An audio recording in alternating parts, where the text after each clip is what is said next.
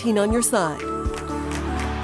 And we begin tonight with the Grand Rapids Pride Fest, which announced this week it will not have a police presence at Saturday's event. 13 on your side's Nate Belt spoke to the event organizer and has details.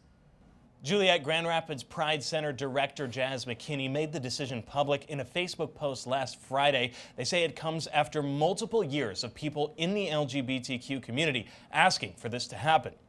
It definitely wasn't a decision we took lightly. But it was one that's been years in the making. Jazz McKinney says people of color in the LGBTQ community have asked for police to be removed from Pride events for a while now. This isn't something that just came up because of Patrick Lyoya. This isn't something that just came up because of George Floyd or anybody. I am trying to center those voices that have traditionally not been heard. McKinney points to the origin of Pride events as protests, specifically the Stonewall riots in 1969. Pride is technically a protest, and you don't typically invite the people you're protesting to your protests, right? Last week, police in Idaho arrested 31 men in a white supremacist group attempting to break up a Pride event. McKinney acknowledges some may be nervous to attend in Grand Rapids after that. That's okay. I don't expect everybody to agree with me, but they just have to know that the safety of the community is paramount for me.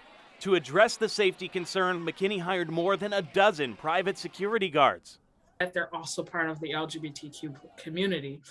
So they understand, the nuances of the safety and security for the community. Typically, GRPD is required to be on hand at city-permitted events, but agreed not to be there after discussing it with the Pride Center. In a statement, the department said, in part, patrol officers will be working the central downtown service area as usual and will be available for any calls for service or needs from the Pride Festival and or its attendees.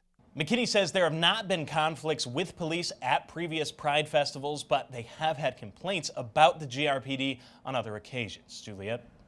Nate, thank you. Let's get to weather.